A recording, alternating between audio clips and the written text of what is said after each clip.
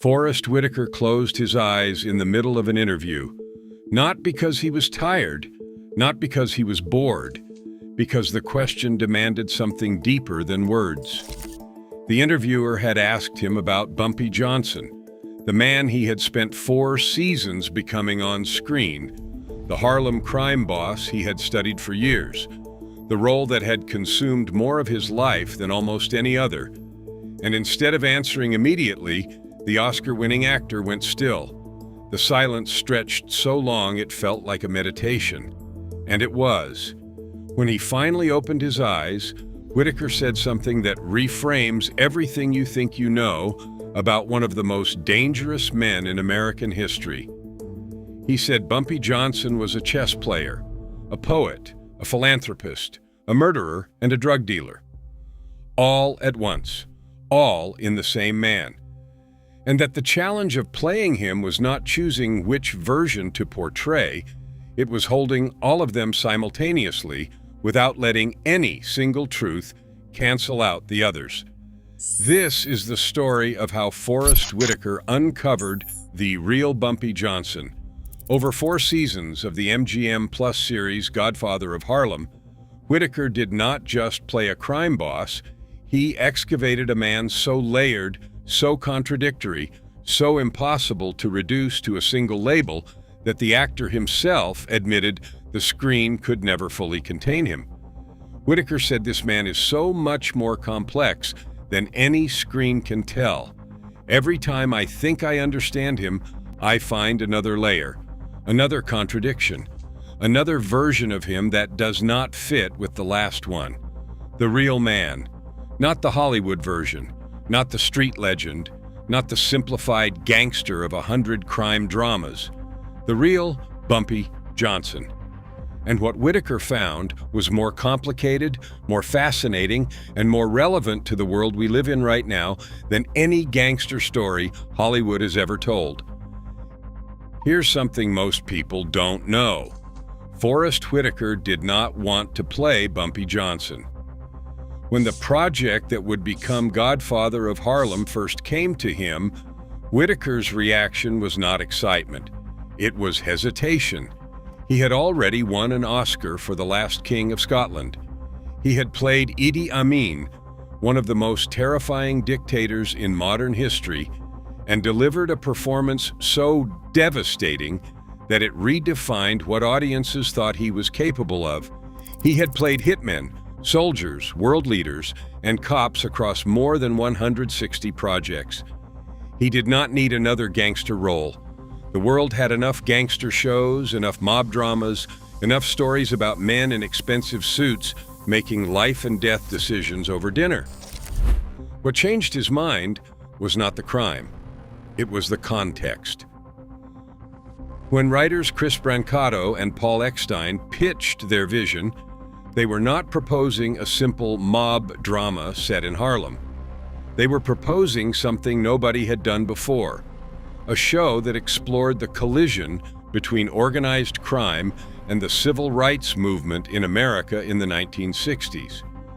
A show where the drug kingpin of Harlem would share scenes with Malcolm X, where heroin distribution would run parallel to the fight for racial equality, where a black crime boss would sit at the same table as Italian mafia dons, not as a subordinate, but as an equal, and the audience would have to wrestle with what that meant.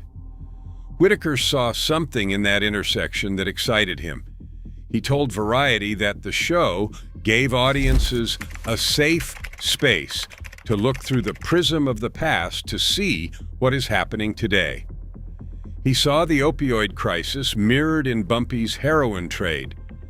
He saw modern police brutality reflected in the New York Police Department of the 1960s.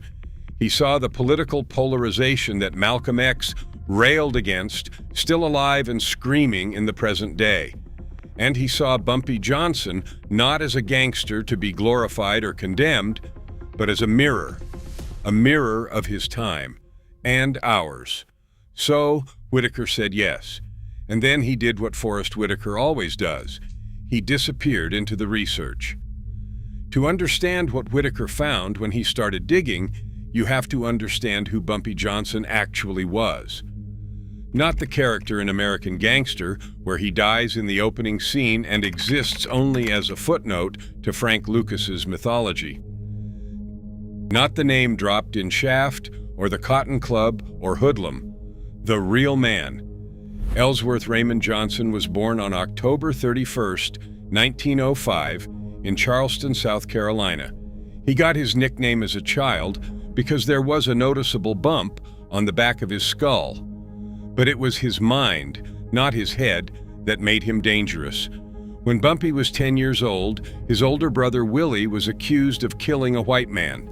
In the 1910s in South Carolina, that was a death sentence, not from the courts, but from the Ku Klux Klan. Bumpy's family sent him north to Harlem to live with his sister. He arrived as a teenager in a neighborhood that was exploding culturally, politically, and criminally. The Harlem Renaissance was in full bloom. Jazz was pouring out of every club on Lenox Avenue. The streets were controlled by a volatile mix of Irish, Jewish, and Italian mobs. Bumpy dropped out of school. He got involved in petty crime. He hustled pool. He ran errands for local gangsters. And then something happened that would define the rest of his life. He was noticed by Stephanie St. Clair, the legendary numbers queen of Harlem. St. Clair saw in Bumpy what very few people could see in a teenage criminal, a combination of raw intelligence and absolute fearlessness. She took him under her wing. She taught him the economics of crime, the necessity of political connections, the difference between street violence and strategic violence. And Bumpy learned fast. By the early 1930s, Bumpy was St. Clair's chief enforcer in a brutal war against Dutch Schultz, the Jewish mobster from the Bronx, who was trying to take over Harlem's numbers racket. The war was vicious. There were over 40 murders and several kidnappings. Bumpy and his crew of 9 men waged guerrilla warfare against Schultz's operation, and they won. When Schultz was killed in a hit ordered by Lucky Luciano, Bumpy was the last man standing. Instead of launching his own war against the Italian mafia, Bumpy sat down with Lucky Luciano and negotiated. He agreed to give Luciano a percentage of Harlem's rackets in exchange for autonomy.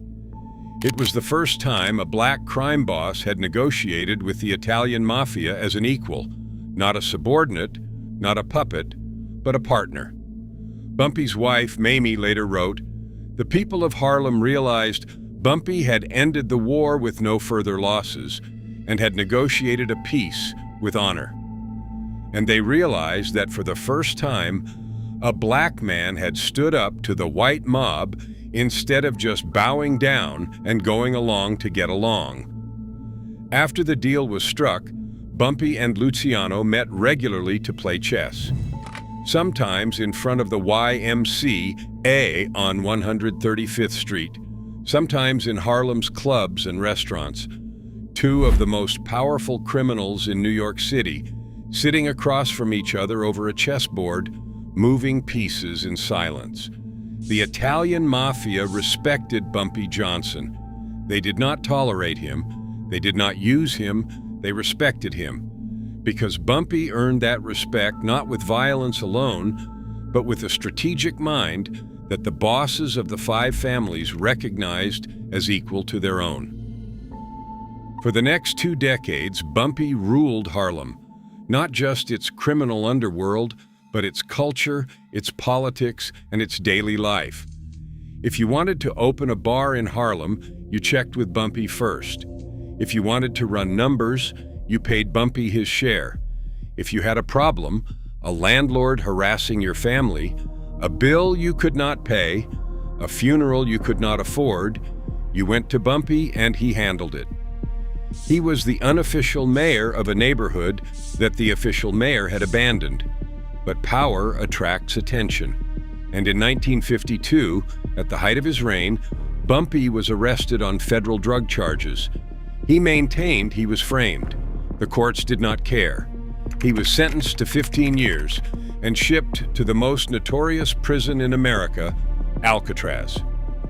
On Alcatraz, Bumpy did not break. He did not rage. He did what he always did. He read, he wrote, he played chess, and he waited. Fellow inmates at Alcatraz noted his quiet confidence, his disciplined routine, his refusal to be rattled by the cold isolation or the brutal guards. Unlike the flamboyant criminals who screamed and fought it and crumbled, Bumpy kept his head down and his mind sharp. He served nearly a decade before being released in 1963, just months before Alcatraz closed its doors for good. When he returned to Harlem, the neighborhood gave him a parade. People lined the streets to welcome back the man who had protected them, fed them, funded their children's educations, and settled their debts. Bumpy Johnson had been gone for over a decade, and Harlem had been waiting for him the entire time. And that detail, the chess, tells you everything about who Bumpy Johnson really was. Bumpy Johnson was not a typical gangster. That's not romanticism, that's historical fact. He was a voracious reader. History, philosophy, literature. Bumpy consumed books the way other criminals consumed vices. He earned the nickname the Professor among inmates and associates alike because of his intellectual appetite. He quoted Shakespeare. He debated philosophy. He could hold conversations about the Harlem Renaissance with the same fluency he used to negotiate heroin distribution routes. And he wrote poetry. Not as a hobby, not as a jailhouse pastime to kill the hours. Bumpy Johnson had poems published in Harlem magazines during the Renaissance. He wrote about love, about Harlem, about the contradictions of a life lived between violence and beauty. When he was locked up, and he was locked up often, including a decade in Alcatraz, he spent his time reading and writing, sharpening a mind that was already sharper than most people on either side of the law. He had affairs with Lena Horne, the legendary singer and actress. He was friends with Duke Ellington. He socialized with Sugar Ray Robinson. He knew Billie Holiday personally. He had a relationship with Helen Lawrenson, the editor of Vanity Fair. Bumpy moved through Harlem's cultural elite as naturally as he moved through its criminal underworld. He dressed like a banker, not the flashy gold chain, fur coat style that would later define figures like Frank Lucas and Nicky Barnes. Bumpy wore dark suits, conservative ties, polished shoes. He carried himself with a quiet authority that didn't need to announce itself. He didn't swagger. He didn't shout. He walked into a room and people stopped talking, not because they were afraid, although they were, but because he commanded a kind of respect that transcended fear. And when violence was required, Bumpy was absolutely terrifying. One rival named Ulysses Rollins caught the wrong end of Bumpy's switchblade 36 times in a single street fight. On another occasion, Bumpy attacked Rollins again in a dinner club and left the man's eyeball dangling from its socket. After the attack, Bumpy calmly announced that he suddenly had a craving for spaghetti and meatballs. This was the contradiction that Whitaker had to hold in his hands and somehow make real. A man who wrote poetry about love and then carved a human being apart with a blade. A man who sent children to college and flooded their neighborhood with heroin. A man who played chess with the head of the Italian mafia and was considered his intellectual equal, but who never finished high school himself. Whitaker told KCRW he's a chess player, he's a poet, he's a crime lord, drug dealer, and a murderer. He's also a philanthropist who helps his community. He's been working in this community to uplift, giving them scholarships. It's a weird kind of dichotomy to him, because he walks a line that either you can accept or not. That dichotomy, that impossible balance, is what makes Bumpy Johnson unlike any other figure in American crime history. And it's what made playing him the most complex challenge of Forrest Whitaker's career. Whitaker doesn't do surface-level research.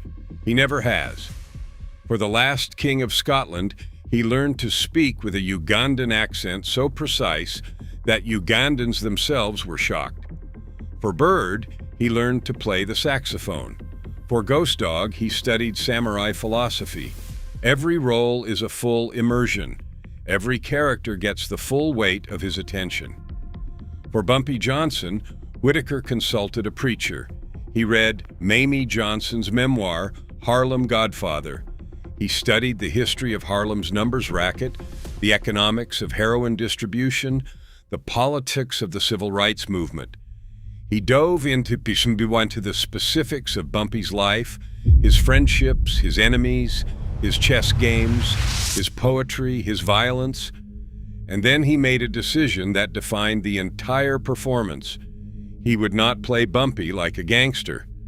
He told the Los Angeles Sentinel, "I thought of him more like a businessman. I kind of portrayed him like a banker. I didn't give him over to street swagger. He has that because he's so confident. He knows exactly what he wants to do. He's very powerful in that way. I was walking a line of restraint." Restraint is the key to everything Whitaker does in Godfather of Harlem. While other actors in crime dramas lean into explosive rage and theatrical intimidation, Whitaker does the opposite. His Bumpy is quiet, controlled. Every word is measured. Every gesture is deliberate. He doesn't raise his voice when he threatens someone, he lowers it. He doesn't slam tables, he leans forward and speaks softly, and the softness is more terrifying than any scream. In one memorable scene, he tells a rival, "Power is something you gotta take." He doesn't shout it, he states it as a fact. The way a professor states a theorem, the way a chess player announces checkmate. In another, in the jungle, the most dangerous creation is the man who has nothing left to lose. He says it with sadness, not bravado. Because Whitaker understood something essential about Bumpy Johnson, the man wasn't proud of his violence. He was resigned to it. He had been born into a world that gave him no legal path to power, no legitimate avenue for his intelligence, no room for a black man with his gifts to operate within the system. He wanted to be a lawyer. He tried to get into law school. He was turned away because of his skin color. And so he built an empire the only way America would let him outside the law. This understanding that Bumpy's criminality was partly a consequence of systemic racism is what elevates Whitaker's performance from great acting to something approaching a political statement. He isn't just playing a gangster. He's playing a man who could have been anything, who was brilliant enough to be anything, and who was funneled into crime by a society that refused to make room for him anywhere else. And one of the most powerful dynamics Whitaker had to capture was this: the Italian mafia's respect for Bumpy Johnson. In Godfather of Harlem, Whitaker's Bumpy goes head-to-head with Vincent D'Onofrio's Chin Gigante, the head of the Genovese crime family. They threaten each other, they negotiate, they nearly kill each other, but underneath all of it, there's a mutual recognition.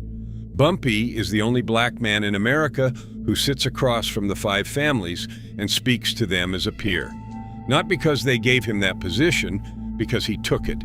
Because his intelligence, his nerve, and his strategic mind earned it over 30 years of war and diplomacy. Whitaker played this dynamic with extraordinary subtlety. The scenes between Bumpy and Chin aren't typical mob confrontations. They feel more like a chess match, which historically is exactly what Bumpy's relationships with Italian mob bosses were. Frank Costello played chess with Bumpy for years, Luciano before him. The game wasn't a metaphor, it was literal. And Whitaker turned every negotiation scene into an extension of that chessboard. Each word a move, each pause a calculation, each concession a sacrifice designed to set up a future advantage. Whitaker told Ebony, "The main question Bumpy's going through is having a moral center and doing that thing that's right for the community and asking when is right right and wrong wrong. That question, the question of a man at war with society and at war with himself, is the heartbeat of Godfather of Harlem. And it's a question that has no clean answer, which is exactly the point. After 4 seasons of inhabiting Bumpy Johnson, Forest Whitaker arrived at a conclusion that surprised even him. He said, "I think he's legendary. And sometimes when people disappear, you forget how they died. Well, I know how he died, and that makes him more legendary. He will continue to exist as a myth. Bumpy Johnson did not die in a hail of bullets. He did not go down in a police raid. He did not get betrayed by an associate or executed by a rival." On July 7, 1968, Bumpy Johnson sat down for dinner at Wells Restaurant on Lenox Avenue in Harlem. He had been eating there for years. It was his place. And sometime during the meal, his heart gave out. He collapsed and died on the way to Harlem Hospital. He was 62 years old. Whitaker paused when he told this story, then said with a quiet laugh, "The irony is that Bumpy never got killed by a bullet. He died from a heart attack. He died from choosing the wrong salad." But the laughter faded quickly, and what replaced it was something heavier, something Whitaker had clearly been carrying for a long time. He said he loaned people money, sent them to college, tried to hold Harlem together. That complexity, that contradiction, is what makes him real, and what makes him worth exploring. Bumpy Johnson paid people's rent. He settled debts for neighbors who had nothing. Every Thanksgiving, he had turkey dinners delivered across Harlem. His Christmas parties were legendary. He told children to stay in school. He told teenagers to never follow his path. And then he went back to his office and made decisions that flooded those same streets with heroin. When Bumpy was released from Alcatraz in 1963, Harlem gave him a parade. Not the police, not the city government, the people of Harlem. Because in that neighborhood, in that era, Bumpy Johnson was the closest thing they had to a protector. He was the man who stood up to the Italian mafia when nobody else would. He was the man who negotiated with Lucky Luciano as an equal when every other black man in America was expected to bow. He was the man who kept the streets in order, brutally, violently, imperfectly, when the government would not. Forest Whitaker understood this. He understood that Bumpy Johnson was not simply a criminal who happened to write poetry and play chess. He was a man of extraordinary intelligence, born into a system designed to crush him, who built power the only way he was allowed to, and who carried the weight of that contradiction every single day of his life. And Whitaker carried it with him. Whitaker said, "What I want people to know is that you can rise from nothing and not lose yourself. You actually gain more of yourself as you go up the ladder. You can go to the top and not be destroyed by it. You do not need to fall." He paused. "But the system does not always let you choose." That's the real truth behind Bumpy Johnson. Not that he was a gangster, not that he was a poet, not that he played chess with the mafia or had affairs with Lena Horne or terrorized his enemies with a switchblade. The real truth is that Bumpy Johnson was all of those things at once, every contradiction alive and burning inside the same man. And that America made him that way. Forest Whitaker spent 4 seasons holding that fire. And when the cameras stopped rolling, the fire did not go out. Because the conditions that created Bumpy Johnson, the racism, the inequality, the limited options, the violence born from being told you do not matter, those conditions have not changed nearly as much as we would like to believe. Bumpy Johnson died in 1968. The story he lived is still being written. And that is what Forest Whitaker wants you to understand.